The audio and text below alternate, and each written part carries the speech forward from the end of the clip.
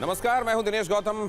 सत्ता के सभी न्यूज मित्रों का बहुत स्वागत है और आप सबको गणतंत्र दिवस की शुभकामनाएं भी। पहले सत्ते पर सत्ता, यानी 7 अहम खबरें और अहम जानकारियां। पहले देश के हजारों सैलानियों का दर्द मनाली देखिएगा, जो पहाड़ों पर गए तो थे बर्फ देखने, लेकिन जाम में जम गए। भूखे प्यासे बेबस कार में रात काटी, कई किलोमीटर पैदल चले, लेकिन क्या मनाली में मुसीबत अभी बाकी है? मिडनाइट अलार्म बजा है जिसे सुनना जरूरी है। फिर आपको कर्तव्य पथ पर शौर्य पथ वाली कुंजी दिखाएंगे, जो आज भारत के साथ पाकिस्तान में ट्रेंड करेगी।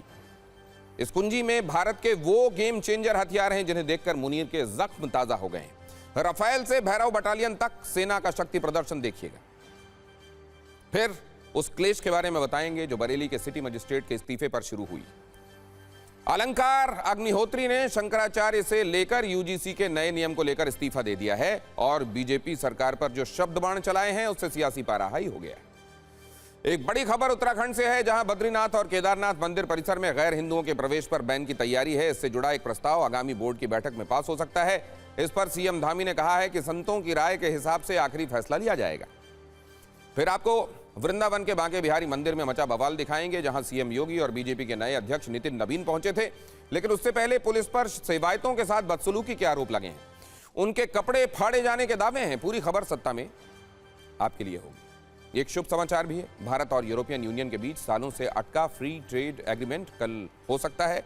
इससे ईयू से आने वाली कारों पर इंपोर्ट ड्यूटी 110% से घटाकर 40% तक करने का प्रस्ताव है। इसे मदर ऑफ ऑल डील्स भी कहा जा रहा है। और पाकिस्तान ने T20 वर्ल्ड कप से पहले एक नई चाल चली है। खबर है वो भारत के खिलाफ मैच का बहिष्कार कर सकता है। पाकिस्तान क्रिकेट बोर्ड इस कदम पर बांग्लादेश के T20 वर्ल्ड कप से बाहर होने के बाद विचार कर रहा है। भारत पाकिस्तान का मैच 15 फरवरी को कोलंबो में होना है। सत्ता में पहले उन पहाड़ों की बात जहां भयंकर बर्फबारी के बाद लोग भी जम गए और मानवता भी, जहां देश के कोने कोने से हजारों टूरिस्ट गए थे अपने परिवार के साथ मस्ती करने, बर्फ देखने, लेकिन उनका दर्द मनाली सुनेंगे तो हिल जाएंगे। आप सबने मनाली में स्नोफॉल के बाद ट्रैफिक जाम वाली मुसीबत के वीडियो जरूर देखे होंगे। हो सकता है आप में से बहुत सारे न्यूज़ मित्रों ने मनाली जाने का कोई प्लान भी बनाया हो, तो हमारी इस खबर को कुछ मिनट रुक कर देखिएगा, क्योंकि मुमकिन है आप प्लान बदल डालें। मनाली में पिछले 3 दिनों से भयंकर बर्फबारी से हालात बहुत गंभीर हैं। आज से थोड़ी राहत मिलने की शुरुआत हुई थी, लेकिन पहाड़ों पर फिर से कुदरत का मिडनाइट अलार्म बज गया, जिसके बाद एक डर है, क्या मनाली में मुसीबत अभी बाकी है? इसी अलार्म को आज हम आपको सुनाएंगे और इससे आपको पता चलेगा क्यों पहाड़ों से अभी उचित दूरी बनाने में ही समझदारी। असल में मनाली समेत हिमाचल के दूसरे जिलों के लिए मौसम विभाग ने एक अलर्ट जारी किया है, जो यहां फंसे टूरिस्ट की मुसीबत और डर दोनों बढ़ाने वाला है। मौसम विभाग ने आज शाम से फिर हिमाचल के ऊंचे इलाकों में बर्फबारी का अलार्म बजाया है। मौसम विभाग की चेतावनी के मुताबिक आज 26 और कल 27 जनवरी को कई हिस्सों में भारी बर्फबारी का अनुमान है। इसके लिए कुल्लू, किन्नौर, चंबा और लाहौल स्पीति में बर्फबारी का ऑरेंज अलर्ट है, जबकि हिमाचल के बाकी सभी जिलों के लिए येलो अलर्ट जारी किया गया है और इनमें मनाली भी शामिल है। हालांकि मनाली में प्रशासन 24 घंटे काम पर लगा है। सड़कों से बर्फ हटाई जा रही है, लेकिन भीषण बर्फबारी दोबारा शुरू हुई तो संकट और ज्यादा गहरा जाएगा। ऐसा इसलिए क्योंकि अब तक मनाली पहुंचे सैलानियों ने जो कुछ झेला है वो बहुत डराने वाला है, और उन लोगों के लिए भी एक सायरन है जो अगले कुछ दिनों में वहां जाने की योजना बना रहे हैं। 3 दिन गुजर चुके हैं, लेकिन मनाली में अब भी हालात खराब है। सड़कों पर ऐसा जाम लगा है कि NH3 पर 300 मीटर का सफर तय करने में भी लोगों को 4 से 5 घंटे तक लग जा रहे हैं। इससे लोग न सिर्फ बेबस हैं, बल्कि उनमें बहुत गुस्सा भी है। सैलानियों का दर्द मनाली आप उनकी बातों में महसूस कर सकते हैं, जिनका कहना है कि वो 3 दिन से बर्फ में फंसे हुए हैं, लेकिन प्रशासन गायब दिखाई दे रहा है। किसी ने बताया कि वो 12-12 घंटे जाम में रहे और ऐसी हालत थी कि गाड़ी 1 इंच भी नहीं सरक पा रही थी। ये वो टूरिस्ट हैं जो हिमाचल प्रदेश के मनाली में बर्फ देखने के लिए आए थे, लेकिन जाम में फंस गए। जाम में फंसे सैलानियों ने हमें बताया कि वो गाड़ी में भूखे प्यासे तड़प गए। जाम में बर्फ के बीच गाड़ी में रहकर ही उन्हें रात काटनी पड़ी। कई लोग ऐसे भी हैं जिनके पास जाम में खाने पीने के लिए कुछ भी नहीं बचा। उन्होंने पूरी रात अपनी गाड़ी में कांपते हुए काट दी। कई टूरिस्ट ऐसे थे जो अपने परिवार और छोटे बच्चों के साथ यहां पहुंचे थे, लेकिन परेशान हो गए। बर्फ में सिर्फ टूरिस्ट ही नहीं, और क्या क्या जमता हुआ दिखाई दिया वो भी देखिए। इसे सुनकर आप कहेंगे कि इस संकट में मानवता भी जम गई, क्योंकि उनका आरोप है कि मनाली में होटल वाले भी उन्हें लूटने में लग गए। 60 रुपए का पराठा 100 रुपए और ज्यादा में बेचा गया। 1000 के होटल का किराया 5000 तक वसूला गया। जो लोग सही सलामत होटल पहुंच भी गए वो वहीं पर कैद हो गए। अब यही टूरिस्ट लोगों से अपील कर रहे हैं कि मनाली ना आए, घरों में सुरक्षित रहें। वैसे आज सैलानियों के दर्द के साथ साथ पहाड़ों का दर्द भी महसूस करने की आवश्यकता है। ये वो पहाड़ हैं जिन्हें भारी बर्फबारी के बीच गाड़ियों की लंबी लंबी लाइनें और टूरिस्ट की भीड़ देखकर चक्कर आ रहा होगा, जिसका इकोसिस्टम इस संकट में क्रैश होने की स्थिति में पहुंच गया है। हालात ये हैं कि सड़कों पर कारें, बसें और गाड़ियां अब भी अटकी हुई हैं और इसी में टूरिस्ट रात काटने को मजबूर हैं। कुछ लोग ऐसे भी हैं जिन्होंने बगैर खाना पीना खाए गाड़ियों में रात गुजारी और कुछ अब भी यहां फंसे हुए हैं। हालात ये हैं कि गाड़ियां फंसने की वजह से टूरिस्ट 4 से 5 घंटे बर्फ में पैदल चलकर होटल तक गए हैं, जहां होटल लगभग फुल हो चुके हैं और जो खाली हैं वो मनमानी रकम वसूल रहे हैं। बर्फबारी की वजह से हालात ऐसे हैं कि जो लोग आराम से होटल तक पहुंच गए थे वो भी वहां कैद होकर रह गए हैं, क्योंकि ऐसी स्थिति नहीं है कि कहीं बाहर जाया जा सके। हालांकि रास्तों से बर्फ हटाने का काम लगातार जारी है, लेकिन कई जगह अब भी जाम है। जाम की वजह से पर्यटक 10 से 15 घंटे तक ट्रैफिक में फंसे रहे और अब भी कई जगह गाड़ियों की लंबी लाइनें दिखाई दे रही हैं। जानकारी के अनुसार हिमाचल में 3 नेशनल हाईवे समेत करीब 700 सड़कें बंद हैं। कुल्लू में ही 582 बिजली ट्रांसफार्मर और 81 पेयजल योजनाएं ठप हैं, जबकि मनाली जाने वाला नेशनल हाईवे का एक बड़ा हिस्सा अब भी नहीं खोला जा सका है। इससे टूरिस्टों की हालत बड़ी खराब है। हम आपको उनका दर्द भी सुनाते हैं।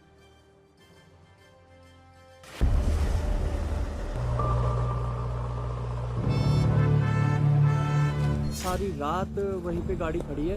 सबसे बड़ी बात कि यहाँ पे कोई पुलिस का बंदा कोई भी दिखाई नहीं दे रहा है, प्रशासन की कोई मतलब व्यवस्था नहीं है। बहुत दिक्कत है सर, बहुत प्रॉब्लम हो रखी है अभी यहाँ पे। बहुत ज़्यादा पूरा हाईवे जाम है, गाड़ियों में तेल खत्म हो गया है, बच्चे मतलब परेशान हो रखे हैं। बहुत दिक्कत है सर।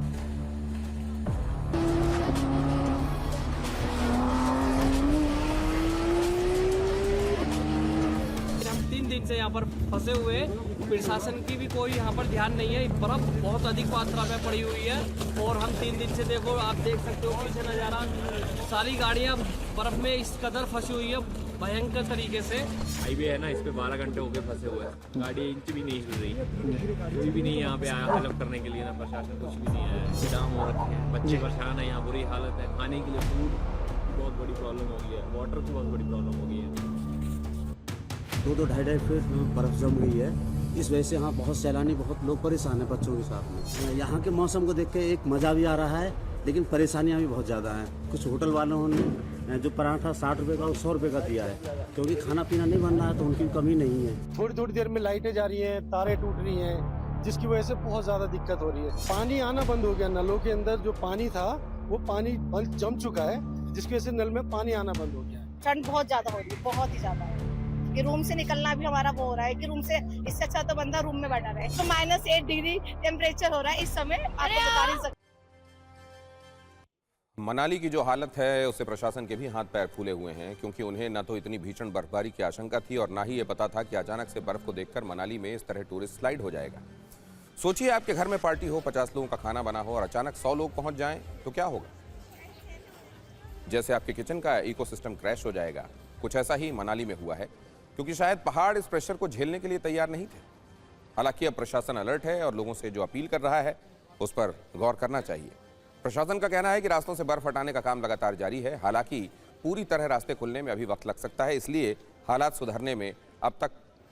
सुधरने तक लोग मनाली आने से बचें, क्योंकि पहले जो लोग यहाँ फंसे हुए हैं उनको निकालना प्राथमिकता होगी। ऐसे में अब ये तय किया जाना है कि क्या आप अपने घर में सुरक्षित रहना चाहते हैं या इस मुसीबत का हिस्सा बनना चाहते हैं। वैसे मनाली के अलावा दूसरे हिल स्टेशंस की हालत भी बहुत बेहतर नहीं है। हिमाचल से लेकर उत्तराखंड तक लोगों में बर्फबारी देखने का ऐसा जुनून है कि वो जाम तक झेलने के लिए तैयार है। इसके वीडियो सबूत अलग अलग हिस्सों से आ रहे हैं। इनमें मनाली तो पहले से ही शामिल है, जहां सैलानी संकट की वीडियो कुंजी हमने आपको दिखा दी, लेकिन इसके अलावा कुल्लू में भी टूरिस्ट के जाम में फंसने के कई वीडियोज सामने आए। हिमाचल प्रदेश के शिमला में भी बड़ी संख्या में लोग जा रहे हैं, वहां पिछले 3 दिनों से जाम की स्थिति है। इसी तरह उत्तराखंड में मसूरी और नैनीताल तक लोगों की भारी भीड़ जमा है। इसीलिए बेहतर यही है कि अभी पहाड़ों में जाने से बचा जाए, वरना महाजाम के संकट से सामना हो सकता है। और सत्ता में अब बात करते हैं उस खबर की जिसकी चर्चा सबसे ज्यादा हो रही है। आज यूपी के बरेली में सिटी मजिस्ट्रेट अलंकार अग्निहोत्री ने इस्तीफा दे दिया। इस पर जबरदस्त राजनीति हो रही है, कई तरह के सवाल पूछे जा रहे हैं। टारगेट पर सरकार है। सिटी मजिस्ट्रेट अलंकार अग्निहोत्री के इस्तीफा देने की दो मुख्य वजहें हैं। पहली वजह यह बताई जा रही है कि वो यूजीसी यानी विश्वविद्यालय अनुदान आयोग में नए नियम को लेकर नाराज हैं। इस नियम को वो जनरल कैटेगरी के छात्रों के अधिकारों के खिलाफ मानते हैं। इस नए नियम की पूरी कहानी आज हम आपको बताने वाले हैं। सिटी मजिस्ट्रेट अलंकार अग्निहोत्री के इस्तीफे की दूसरी वजह शंकराचार्य विवाद से जुड़ी हुई है। उन्होंने खुद आरोप लगाया है कि प्रयागराज में स्वामी अभिमुक्तेश्वरानंद के शिष्यों के साथ बदसलूकी की गई, साधु संतों के साथ अन्याय हो रहा है। अलंकार अग्निहोत्री का यह तर्क है कि ये दोनों घटनाएं सिर्फ प्रशासनिक या शैक्षणिक निर्णय नहीं है, बल्कि समाज के बड़े वर्ग की गरिमा और अधिकारियों से जुड़ी हुई हैं। वहीं केंद्र सरकार और यूजीसी ने इन नियमों का बचाव करते हुए कहा है कि यह सुप्रीम कोर्ट के निर्देशों और राष्ट्रीय शिक्षा नीति 2020 के अनुरूप है, ताकि कॉलेज कैंपस को भेदभाव मुक्त बनाया जा सके। यूजीसी के नए नियमों को लेकर अलंकार अग्निहोत्री ने कई गंभीर सवाल उठाए हैं। उनकी एक तस्वीर वायरल हो रही है जिसमें यह संदेश दिया गया है कि यूजीसी रेगुलेशन रोलेट एक्ट जैसा है। यूपी राज्यपाल, भारत के मुख्य चुनाव आयुक्त और उत्तर प्रदेश के मुख्य चुनाव अधिकारी को उन्होंने चिट्ठी लिखी है जिसमें यूजीसी के नए नियमों को रोलेट एक्ट जैसा बताया है। यूजीसी के प्रावधान भेदभावपूर्ण हैं, कहा है उन्होंने। सामान्य वर्ग के छात्रों को शोषित करने वाले ये प्रावधान हैं। प्रावधानों से साजिशों का जन्म होगा। सामान्य वर्ग के छात्र का शारीरिक शोषण, सामान्य वर्ग की छात्रा का शारीरिक शोषण भी संभव है।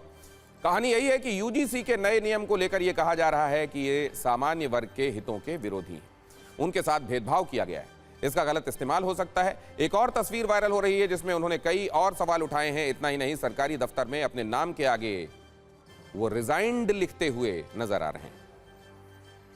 यह आरोप है कि सामान्य वर्ग की बात रखने वाला कोई नहीं है। अब वैकल्पिक राजनीतिक व्यवस्था बनाने का वक्त आ चुका है।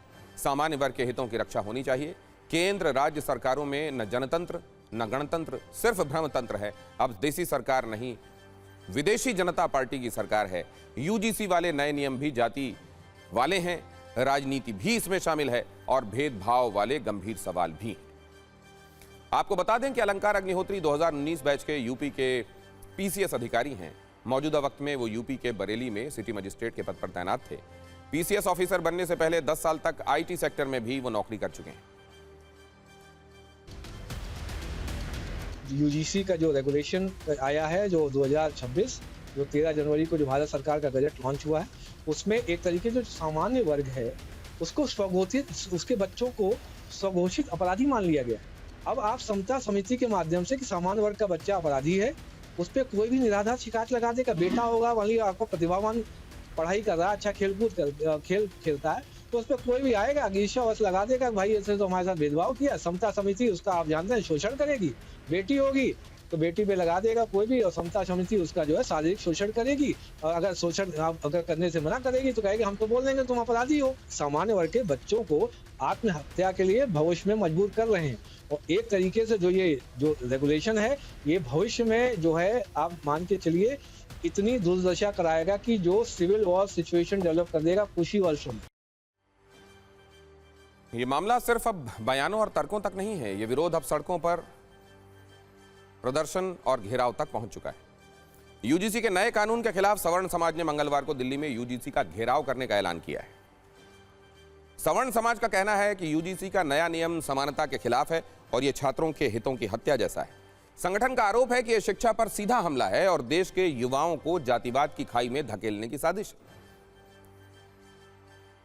यूजीसी का ये जो नया कानून है ना, ये समानता के लिए नहीं बल्कि छात्र हितों की हत्या के लिए बनाया गया है। देश को गृह युद्ध के मुहाने पर खड़ा करने का यह षड्यंत्र है यूजीसी का नया कानून। मैं इसका पुरजोर विरोध करता हूं। कल मैं 27 जनवरी 2026 यूजीसी मुख्यालय का घेराव करने सुबह 10 बजे पहुंच रहा हूं। चाहे हमें फांसी पर ही क्यों न लटका दिया जाए, लेकिन हम विरोध करेंगे, करेंगे, करेंगे। आपके मन में यह प्रश्न जरूर उठ रहा होगा कि आखिर यूजीसी के नए नियम क्या हैं और ऐसा क्यों कहा जा रहा है कि नए नियम जनरल कैटेगरी के छात्रों के अधिकारियों के खिलाफ है। दरअसल उच्च शिक्षा संस्थानों में यूजीसी इक्विटी रेगुलेशंस 2026 लागू किया गया है। 15 जनवरी से 2026 नए नियम लागू किए गए हैं। इसका उद्देश्य कॉलेज और यूनिवर्सिटी में भेदभाव खत्म करना है। यूजीसी चाहता है किसी भी छात्र के साथ उसकी जाति, जेंडर या बैकग्राउंड की वजह से कोई बुरा बर्ताव ना हो। यूजीसी का तर्क है पुराने नियम अब आउटडेटेड हो गए थे, इसलिए उन्हें और ज्यादा सख्त और साफ बनाया गया है ताकि हर छात्र को बराबर का सम्मान मिल सके। यूजीसी के नए नियम के मुताबिक सरकारी कॉलेज हो या प्राइवेट यूनिवर्सिटी, हर जगह एक इक्विटी सेल, समता समिति, इक्विटी सेल बनाना जरूरी होगा। इसमें कम से कम एक सदस्य एससी, एक एसटी, एक ओबीसी, एक महिला और एक दिव्यांग समुदाय से होना अनिवार्य है। अगर किसी छात्र को लगता है कि उसके साथ भेदभाव हुआ है तो इस सेल में अपनी शिकायत दर्ज करा सकता है। शिकायत के बाद संस्थान को उस पर फौरन एक्शन लेना होगा। किसी भी शिकायत पर 24 घंटे के भीतर कमेटी की बैठक होनी चाहिए और 15 दिनों में रिपोर्ट भी देनी होगी। दोषी पाए जाने पर एक्शन भी लिया जा सकता है। अगर संस्थान ने यह कमेटी नहीं बनाई या नियमों का पालन नहीं किया तो यूजीसी उस कॉलेज का फंड तक रोक सकता है। अब इन नए यूजीसी नियमों का समर्थन और विरोध करने वालों के अपने अपने तर्क हैं। खास बात यह है कि नए नियमों में ओबीसी को भी जातिगत भेदभाव की कैटेगरी में रखा गया है। समर्थन करने वालों का तर्क है कि ओबीसी छात्रों से भी जातिगत भेदभाव हो सकता है। विरोध करने वाले कह रहे हैं कि इस नियम से सामान्य वर्ग के छात्र स्वाभाविक अपराधी बना दिए जाएंगे, जबकि समर्थन करने वाले कह रहे हैं कि किसी भी तरह से छात्रों को भेदभाव से बचाना अनिवार्य है। विरोधियों के मुताबिक नए कानून में सामान्य श्रेणी के छात्र आरोपी हो सकते हैं तो पीड़ित क्यों नहीं, जबकि समर्थक कह रहे हैं कि यह कानून छात्रों में बराबरी का व्यवहार सुनिश्चित करेगा। नाराज लोगों का कहना है कि ऐसे एक तरफा नियमों ने आरोपी और पीड़ित की जाति पहले ही तय कर दी है, जबकि समर्थक इसे छात्रों की समानता और सम्मान से जोड़कर देख रहे हैं। जनरल कैटेगरी के छात्रों कर्मचारियों का कहना है कि ये नियम एक तरफा हैं, इनका इस्तेमाल साजिश के तहत भी हो सकता है, जबकि समर्थक कह रहे हैं कि इससे भेदभाव की सही तस्वीर पता चल जाएगी। विरोधियों का तर्क है कि अगर किसी को फंसाना हो तो बस इतना कहना होगा कि ये मुझसे भेदभावपूर्ण बर्ताव कर रहा है। वहीं यूजीसी बिल के समर्थक इसे न्याय सुनिश्चित करने का निष्पक्ष तरीका करार दे रहे हैं। एक चिंता इस बात की भी है कि जिसके खिलाफ शिकायत की जाएगी उस छात्र का तो कैरियर ही खराब हो सकता है। लेकिन समर्थक कह रहे हैं कि इन नियमों से भेदभाव से तंग आकर आत्महत्या करने वाले छात्रों की संख्या कम होगी। विरोध करने वालों का डर यह है कि झूठी शिकायतें करने वालों पर एक्शन लेने का कोई प्रावधान इसमें नहीं है। वहीं नियमों का समर्थन करने वाले इसे भेदभाव के खिलाफ बगैर डरे आवाज उठाने की हिम्मत से जोड़कर देख रहे हैं। बरेली के सिटी मजिस्ट्रेट अलंकार अग्निहोत्री की नाराजगी की दूसरी वजह है स्वामी अविमुक्तेश्वरानंद का अपमान, जिसका जिक्र उन्होंने खुद किया। ये बताया कि संतों के अपमान की वजह से उन्होंने इस्तीफा दिया है। प्रयागराज में संतों के साथ अन्याय हुआ है। स्वामी अविमुक्तेश्वरानंद के शिष्यों के बाल खींचे गए।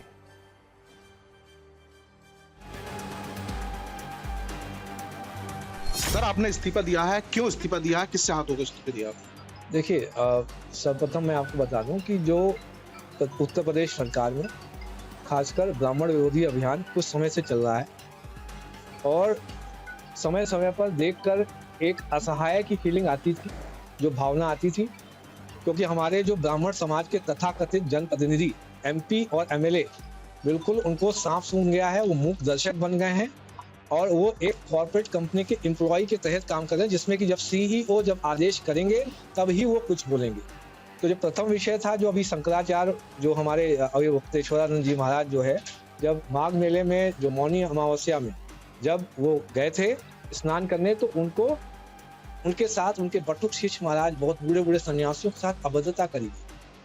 आप सोचिए, एक ब्राह्मण और खासकर साधु और एक ब्राह्मण समाज के लिए चोटी और शिखा का बहुत ही अत्यधिक महत्व होता है। आपने शिष्यों को गिराकर चोटी से घसीट कर और मार रहे हैं, पीट रहे हैं, उसके बाद जस्टिफाई कर रहे हैं कि आप शंकराचार्य है भी कि नहीं है। एक साल पहले आप भूल गए थे जब आप लोग जो इनविटेशन दे रहे थे शंकराचार्य जी को, और आप डिसाइड करेंगे आप शंकराचार्य है कि नहीं है। स्वामी अविमुक्तेश्वरानंद ने अलंकार अग्निहोत्री की तारीफ की है। कहा है कि अभी तो ये शुरुआत है, पूरा देश आक्रोशित है। प्रयागराज में धरना स्थल पर स्वामी अविमुक्तेश्वरानंद ने अलंकार अग्निहोत्री के इस्तीफे की खबर संतों के सामने पढ़ते हुए ये बातें कही।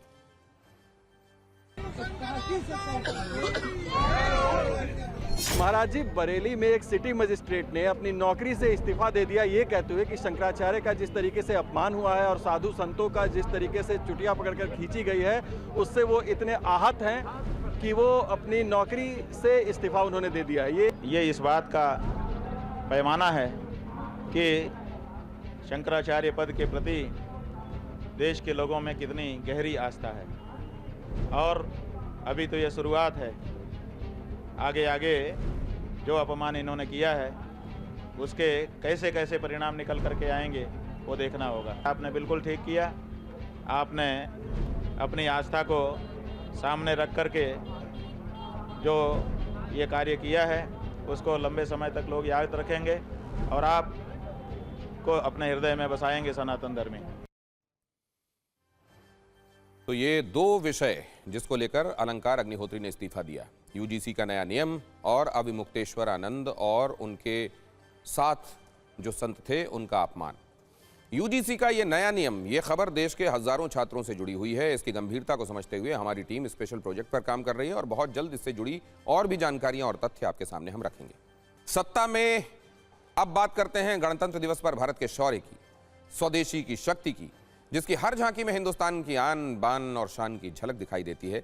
देश के 77वें गणतंत्र दिवस पर इसका गवाह बना कर्तव्य पथ, जहां 90 मिनट की परेड हुई, वंदे मातरम समेत 30 झांकियां प्रस्तुत की गईं। राष्ट्रपति द्रौपदी मुर्मू ने तिरंगा फहराया। राष्ट्रगान के बाद 21 तोपों की सलामी दी गई। इसके बाद ग्रुप कैप्टन सुभांशु शुक्ला को अशोक चक्र से सम्मानित किया गया। इस समारोह में पहली बार 2 मुख्य अतिथि, यूरोपीय परिषद के अध्यक्ष एंटोनियो कोस्टा और यूरोपीय आयोग की अध्यक्ष उर्सुला वॉन डर लेन शामिल हुए। गणतंत्र दिवस पर आयोजित इस समारोह का सबसे शानदार और अद्भुत हिस्सा तीनों सेनाओं के शक्ति प्रदर्शन वाला दृश्य रहा। परेड में तीनों सेनाओं ने अपनी ताकत दिखाई। एयरफोर्स के रफेल, जगुआर, मिग-29, सुखोई समेत 29 एयरक्राफ्ट शामिल हुए। इन्होंने सिंदूर, वज्रांग, अर्जन, प्रहार जैसे फॉर्मेशंस बनाए। और सबसे बड़ी बात यह रही कि कर्तव्य पथ पर भारत के गेम चेंजर हथियार की ताकत दिखी। ये वो हथियार हैं जो हिंदुस्तान के दुश्मन को किसी भी परिस्थिति में मिट्टी में मिलाने की क्षमता रखते हैं। इनमें सबसे ज्यादा चर्चा डीआरडीओ की long range anti ship hypersonic glide missile की हो रही है। इसने पहली बार कर्तव्य पथ पर परेड में अपना पराक्रम दिखाया है। इसके साथ ही आज भारतीय वायुसेना की गर्जना भी कर्तव्य पथ पर सुनाई दी। राफेल जेट ने 900 किलोमीटर प्रति घंटे की रफ्तार से उड़ान भरी। कर्तव्य पथ के आसमान में सुखोई की ताकत भी नजर आई। P-8 विमान के साथ 2 सुखोई फाइटर जेट्स ने उड़ान भरी। इसके अलावा भी BrahMos, Apache Akash weapon system और इसके अलावा BrahMos, Apache Akash weapon system, battle tank Arjun और भीष्म, अमोघ और Dhanush, drone Shakti, Eagle, Rafale, Apache और सुखोई ने अपनी ताकत दिखाई। आपको इन हथियारों की तस्वीरें इस वक्त हम आपको एक के बाद एक दिखा रहे हैं। 5 गेम चेंजर हथियारों की वीडियो कुंजी भी हमने आपके लिए तैयार की है। पथ पर ऑपरेशन सिंदूर की थीम के साथ झांकी नजर आ रही है और इस झांकी में वो सीधी तस्वीर दिखाई गई है जब भारत ने ये पूरा ऑपरेशन किया था। किस तरीके से भारत के जो एयरक्राफ्ट थे वो दुश्मन के ऊपर उन्होंने स्ट्राइक की थी और आतंकियों के जो हाइड आउट थे उनको डिस्ट्रॉय किया था। सीधी ऑपरेशन सिंदूर को डेडिकेट करती हुई झांकी जो है साफ तौर पर नजर आ रही है। इस कर्तव्य पथ पर पहली बार डीआरडीओ की हाइपरसोनिक मिसाइल भी जो है वो दिखाई जा रही है। हाइपरसोनिक मिसाइल करीब 1500 किलोमीटर की रेंज के साथ ये दुश्मन पर अटैक कर सकती है और ये 1500 किलोमीटर के डिस्ट्रॉय के साथ हम आपको दिखा रहे हैं कि किस तरह से भारत लगातार अपने बेहतरीन मिसाइल सिस्टम को अपग्रेड कर रहा है। इसका इस्तेमाल सबसे ज़्यादा इस्तेमाल किया गया था जिस वक्त भारत ने दुश्मन के जो ऑपरेशन सिंदूर के दौरान जो आतंकी अड्डे थे उसमें हैमर और स्कैल्प मिसाइलों से स्ट्राइक किया था। प्रिसाइज स्ट्राइक यानी कि बिल्कुल पिन पॉइंट स्ट्राइक जहां पर हमने दुश्मन के 9 आतंकी अड्डों को निशाना बनाया। उस दौरान राफेल एयरक्राफ्ट का इस्तेमाल किया गया।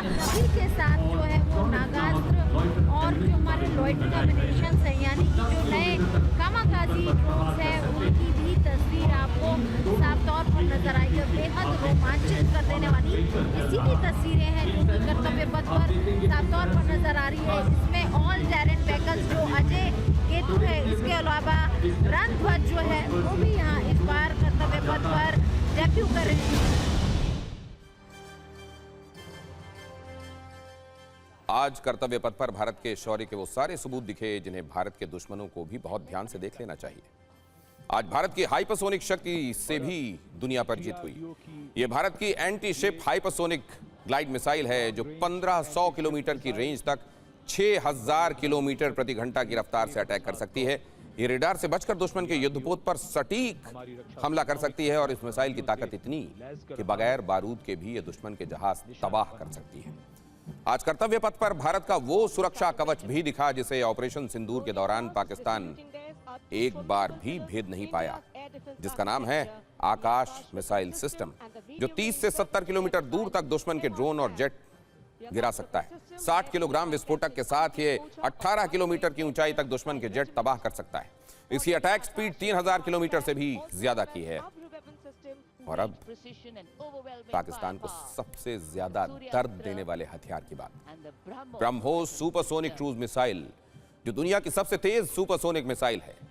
आवाज की रफ्तार से 3 गुना तेजी से हमला करती है। 200 किलो वॉरहेड के साथ इसे जल, जमीन और आसमान तीनों से लॉन्च किया जा सकता है। ऑपरेशन सिंदूर के दौरान पाकिस्तान के चाइनीज ड्रोन इसे पकड़ नहीं पाए और उसे 11 एयरबेस धुआं हो गए।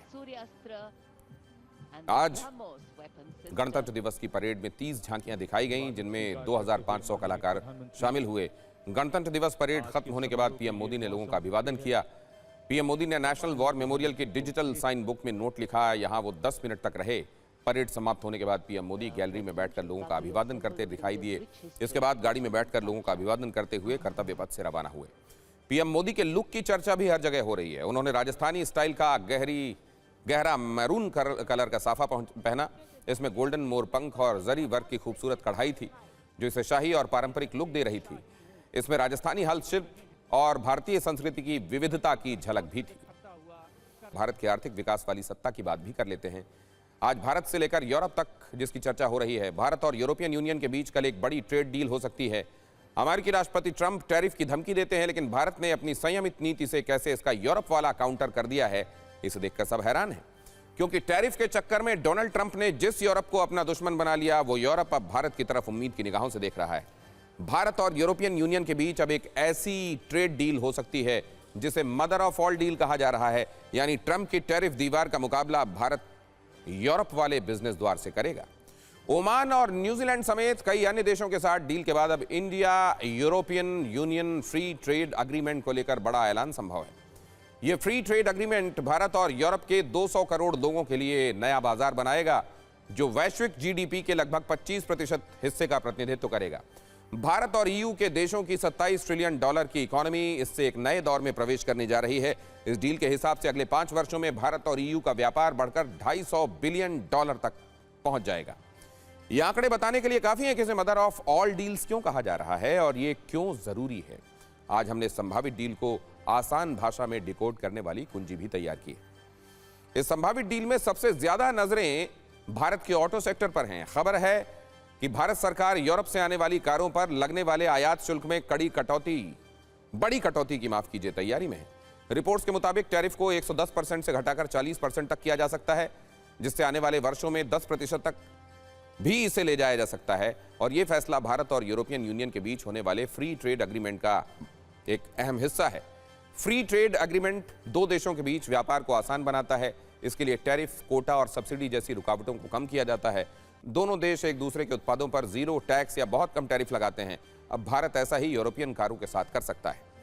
टैरिफ घटने से मर्सिडीज, BMW, ऑडी और फॉक्सवैगन की जैसे जो महत्वपूर्ण ब्रांड्स हैं, इनकी कुछ प्रीमियम कारें सस्ती हो सकती हैं। सूत्रों के मुताबिक सरकार ने 15,000 यूरो यानी करीब 16.3 लाख रुपए से ऊपर वाली कुछ कारों पर फॉरेन टैक्स कम करने पर सहमति दे दी। FTA के तहत भारत हर वर्ष करीब 2 लाख डीजल पेट्रोल इंजन कारों पर ड्यूटी 40% तक कम करेगा। यह छूट CBU यानी पूरी तरह विदेश में बनी कारों पर मिलेगी।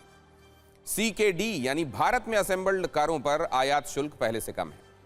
अगर यूरोपियन कंपनियां भारत में और असेंबली लाइन लगाती हैं तो ज्यादा छूट मिलेगी, जिससे मेक इन इंडिया को भी बढ़ावा मिलेगा। अभी तक कई कारों पर उनकी कीमत से भी ज्यादा टैरिफ लगता रहा है। यूरोपीय कार ब्रांड्स पर टैरिफ घटने से कीमत भी घटेगी, जिससे कार खरीदने वालों की बड़ी बचत हो सकती है।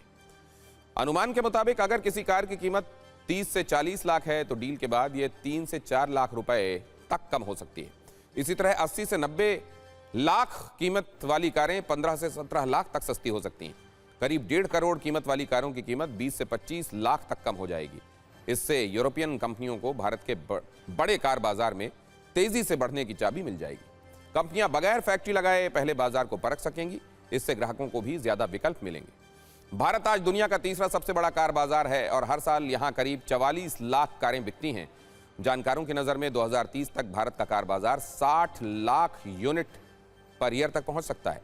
भारत के कार बाजार पर जापान की सुजुकी और भारतीय कंपनियों टाटा और महिंद्रा का दबदबा है। यूरोपियन कंपनियों की भारत के कार बाजार में हिस्सेदारी अभी 4% से भी कम है। इसे देखते हुए यूरोप की भारत के कार बाजार में निवेश की